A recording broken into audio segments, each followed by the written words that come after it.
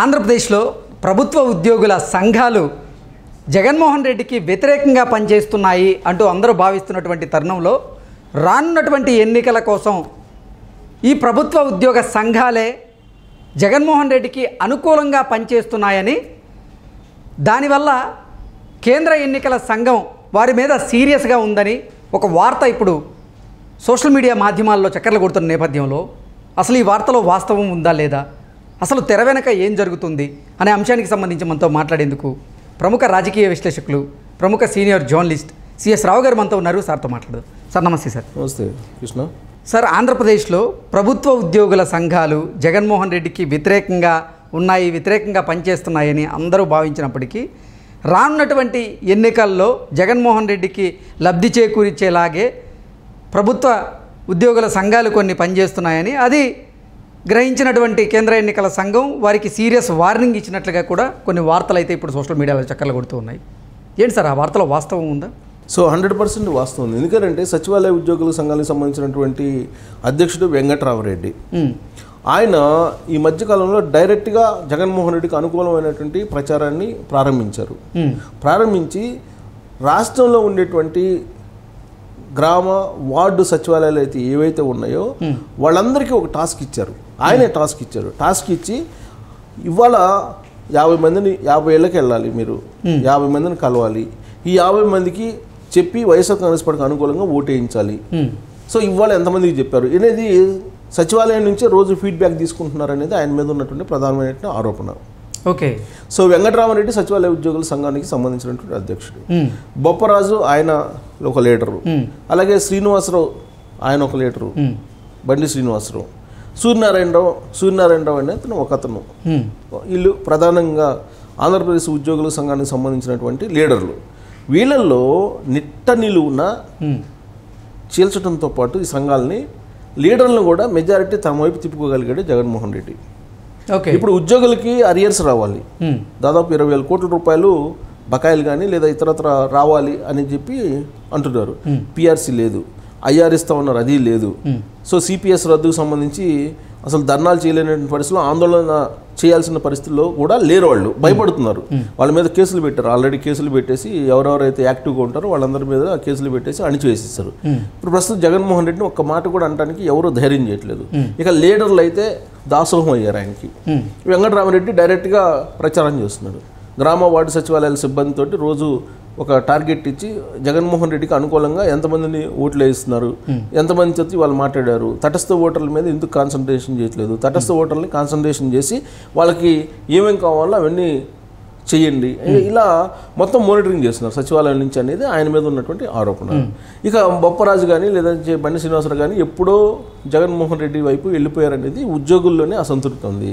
ఇలాంటి పరిస్థితుల్లో ప్రభుత్వ ఉద్యోగులు లేదంటే టీచర్లు వీళ్ళందరూ ఏం చేస్తారు? ఆందోళన ధర్నాలు అంటే ఏమి చేయలేరు. జగన్మోహన్ రెడ్డిని ఏమి చేయలేని పరిస్థితుల్లో వాళ్ళు ఉన్నారు. కారణం ఏంటంటే రేపు ఎలక్షన్ వచ్చే నాటికి కులము మతం ప్రాంతము ఈ లెక్కన విభేదించేసి వాళ్ళలో బద్దలుగా చీలికి తీసుకొచ్చేసి ఓటింగ్ చేయించుకోవచ్చు అనేటువంటి అభిప్రాయంతో ఇప్పుడున్నటువంటి ప్రభుత్వం ఉంది అనేది ఉద్యోగుల్లో వినిపిస్తూ ఉంది.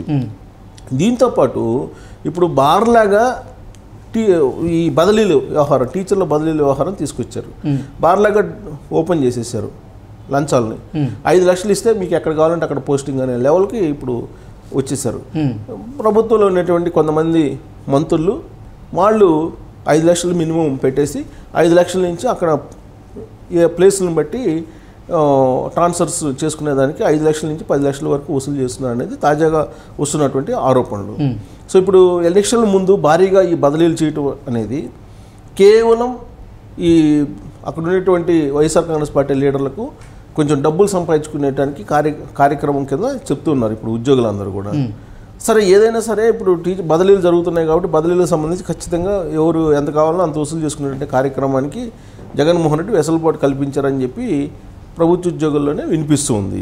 ఇలాంటి సిచ్యువేషన్లో ఇవన్నీ అడ్డుకోవాల్సినటువంటి ప్రభుత్వ ఉద్యోగుల నేతలు, ఉద్యోగ సంఘాల నేతలు జగన్మోహన్ రెడ్డికి దాసోహం అంటున్నారు. జగన్మోహన్ రెడ్డికి అనుకూలంగా ప్రచారం చేస్తున్నారు. పైగా సో అనుకూలంగా ప్రచారం చేస్తున్న సమయంలో నిన్న మొన్నటి వరకు అసలు జగన్మోహన్ రెడ్డి మీద ప్రభుత్వ సంఘాలు ప్రభుత్వ ఉద్యోగుల సంఘాలు వ్యతిరేకతతో ఉన్నాయి అంటూ కొన్ని వార్తలు వచ్చిన నేపథ్యంలో ఇప్పుడు అనుకూలంగా ఎలా సార్ అసలు? అదే దట్ ఈస్ జగన్మోహన్ రెడ్డి మాయా. ఇప్పుడు సూర్యనారాయణ ఉన్నాడు. సూర్యనారాయణ అప్పట్లో మాకు నెల 1వ తారీఖు జీతం ఇవ్వాలి అని చెప్పి గవర్నర్ని కోరడానికి వెళ్ళారు. అవును, కేవలం దాన్ని దృష్టిలో పెట్టుకొని ఆయన మీద కేసులు పెట్టారు. కేసులు పెట్టి ఆయన అరెస్ట్ చేయడానికి ప్రయత్నం చేస్తే ఆయన కొన్ని రోజులు పరారీలో ఉండి తర్వాత వచ్చారో రాలేదో తెలియదు ప్రస్తుతానికి అయితే. ఇప్పుడు ఒక సూర్యనారాయణ తప్ప మిగతా లీడర్లు అందరూ కూడా జగన్మోహన్ రెడ్డి వైపు ఉన్నారు. అంటే ఈ లీడర్లు చెప్తే ఉద్యోగులు లేదంటే టీచర్లు ఓట్లు వేస్తారా రేపు జగన్మోహన్ రెడ్డికి అని అంటే అది గ్యారెంటీ లేదు. కానీ ఎవరైతే నడిపించాలో వీళ్ళని వాళ్ళే జగన్మోహన్ రెడ్డికి అనుకూలంగా మారిపోయారు. జీపీఎస్ ఇస్తా ఉన్నారు కానీ ఓకే అన్నారు. సిపిఎస్ రద్దు చెయ్యము అని చెప్పినా కానీ వాళ్ళు అనుకూలంగానే ఉన్నారు జగన్మోహన్ రెడ్డికి. సో ఇప్పుడు అసలు డైరెక్ట్గా వెంకటరామరెడ్డి ప్రచారం చేస్తున్నారంటే చూడండి, డైరెక్ట్గా అనుకూలంగా ప్రచారం చేస్తున్నారు. అది ఎన్నికల కమిషన్ నిబంధనలకు విరుద్ధం. అవును, ఒక ప్రభుత్వ ఉద్యోగి అయ్యి ఉండి నువ్వు అనుకూలంగా ప్రచారం చేస్తున్నావు అని అంటే నీ అధికారాన్ని దుర్వినియోగం చేస్తున్నట్టు. సో అది ఎన్నికల కమిషన్కి విరుద్ధం. అలాగే విమలారెడ్డి మేనత్త జగన్మోహన్ రెడ్డికి ఆవిడ సేవా సదస్సులు అని చెప్పి పేరుతోటి చర్చిలకు వెళ్ళి చర్చిల్లో ఉండే ఫాదర్స్ వాళ్ళందరితో మీటింగ్లు పెట్టి జగన్మోహన్ రెడ్డికి అనుకూలంగా ఓట్లు వేయాలని చెప్పి ఆవిడ ప్రచారం చేస్తున్నారు. మతపరమైన కులపరమైన ప్రాంతపరమైనటువంటి ప్రచారాలు చేయకూడదని చెప్పి ఎన్నికల కమిషన్ చాలా క్లియర్గా గైడ్లైన్స్ ఇచ్చింది. ఈ గైడ్లైన్స్కి కాదని విరుద్ధంగా విమలారెడ్డి ప్రచారం చేస్తున్నారు. ప్లస్ అక్కడ సేవా సదస్సుల్లో పాల్గొన్నటువంటి వాళ్ళకి తాయిలాలు గిఫ్ట్లు కూడా ఇస్తున్నారు, ఖరీదైనటువంటి గిఫ్ట్లు కూడా ఇస్తున్నారు, ఆవిడే పంపిణీ చేస్తున్నారు ఆవిడ ఆధ్వర్యంలో అని చెప్పి వస్తుంది. ఇవన్నీ ఆధారాలతో సహా తెలుగుదేశం పార్టీ ఎన్నికల కమిషన్కి కంప్లైంట్ చేసింది. వెంకటరామరెడ్డి మీద కంప్లైంట్ చేసింది, విమలారెడ్డి మీద కంప్లైంట్ చేసింది. ఇప్పుడు విమలారెడ్డిని అరెస్ట్ చేయబోతున్నారని చెప్పి ఆ మధ్య కొంచెం అడావుడి నడిచింది 4 రోజుల క్రితం. అరెస్ట్ చేసే అవకాశం ఉంది, ఎన్నికల కమిషన్ నిబంధనలకు విరుద్ధంగా వ్యవహరిస్తున్నారు కాబట్టి అని. వెంకటరామరెడ్డి డైరెక్ట్గా ఆయన జగన్మోహన్ రెడ్డికి అనుకూలంగా ప్రచారం చేస్తున్నాడు. ఆ ఆధారాలను కూడా తెలుగుదేశం పార్టీ ఎన్నికల కమిషన్కి అందజేసింది.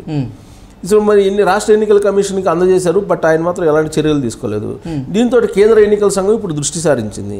సో రేపు మాపు ఎన్నికల కోడ్ వస్తుంది. ఎన్నికల కోడ్ వచ్చిన తర్వాత అప్పుడు కేంద్ర ఎన్నికల సంఘం ఇప్పుడు ఏదైతే ఆధారాలతో సహా ప్రొడ్యూస్ చేశారో వెంకటరామరెడ్డి మీద విమలారెడ్డి మీద అప్పుడు వీళ్ళిద్దరి మీద చర్యలు తీసుకునేటువంటి అవకాశం ఉంది. వాళ్ళకి సహకరించినటువంటి ఉద్యోగుల మీద కూడా చర్యలు తీసుకునేటువంటి అవకాశాలు లేకపోలేదు. అంటే ఢిల్లీ ప్రతి అంశాన్ని గమనిస్తూ ఉంది, ఏం చేసినా సరిపోతుంది అని చెప్పి అనుకోవడానికి లేదు. సో ఇప్పుడైతే డేంజర్ జోన్లోకి జగన్మోహన్ రెడ్డి వెళ్ళిపోయారు. అలాగే వెంకటరామరెడ్డి కానీ విమలారెడ్డి కానీ టార్గెట్లోకి వెళ్ళిపోయారు. ఈసీ టార్గెట్లోకి వెళ్ళి ఈసీ ఏ రోజైనా వీళ్ళిద్దరి మీద అరెస్ట్ వారెంట్ ఇష్యూ చేసిన అరెస్ట్ చేయమని చెప్పి ఆదేశించినా ఆశ్చర్యపోవసం లేదు. ఓకే, అంటే రానున్న ఎన్నికల్లో జగన్మోహన్ రెడ్డికి అనుకూలంగా పనిచేసేటువంటి ఇటువంటి ప్రభుత్వ ఉద్యోగుల మీద వేటు తప్పదా?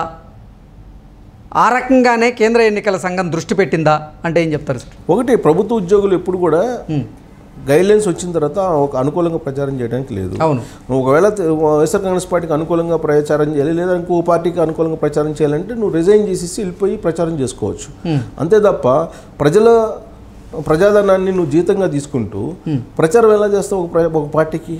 అది నిబంధనలకు విరుద్ధం. కాబట్టి డెఫినెట్గా వీళ్ళ మీద చర్యలు తీసుకుంటుంది కేంద్ర ఎన్నికల సంఘం. సో అలా కాకుండా మేము ప్రజల సొమ్ము తీసుకుంటాము, ప్రజల సొమ్ముతో డిజిటాలు తీసుకుంటాము, కానీ మేము మాత్రం మాకు కావాల్సినటువంటి ప్రచారం చేస్తామంటే కుదరదు. అది నిబంధనలకు విరుద్ధం. కాబట్టి ఇప్పుడు విమలారెడ్డి ఏమో ప్రాంతాలు కులాలు మత ప్రాతిపదికన ప్రచారం చేస్తుంది. వెంకటరామరెడ్డి ఏమో ప్రభుత్వ అధికారి అయ్యండి ఆయన వ్యతిరేకంగా వ్యవహరిస్తున్నాడు. సో అందుకని వీళ్ళిద్దరి మీద చర్యలు తీసుకోవాలని చెప్పి ఎవిడెన్స్తో సహా ప్రొడ్యూస్ చేసింది తెలుగుదేశం పార్టీ. మనం చెప్పడం కదా, తెలుగుదేశం పార్టీ ఎవిడెన్స్తో సహా పేపర్ క్లిప్పింగ్స్ కానీ వీడియో క్లిప్పింగ్స్ కానీ ప్రొడ్యూస్ చేశారు కాబట్టి ఖచ్చితంగా వీళ్ళిద్దరి మీద ఏదో ఒక యాక్షన్ అయితే ఉంటుంది. కేంద్ర ఎన్నికల సంఘం కరెక్ట్గా సీరియస్గా నిర్ణయం తీసుకునే ఛాన్సెస్ ఉన్నాయి. Okay sir, thank you so much.